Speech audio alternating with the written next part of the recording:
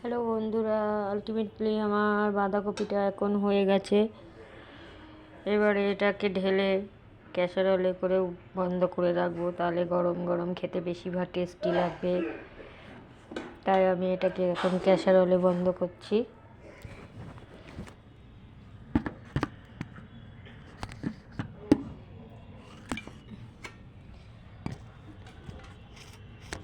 এটা তার জন্য এখন আমরা ক্যাসারোলের মধ্যে নিয়ে বন্ধ করে রাখছি।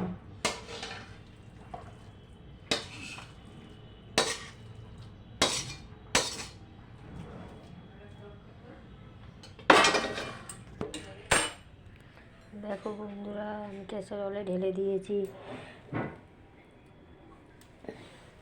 একটু পড়ে যাচ্ছিল, সেটাকে আবার বাইরে ফেলতে গেলাম, তাই তোমাদের 1 সেকেন্ড লেট হয়ে গেল।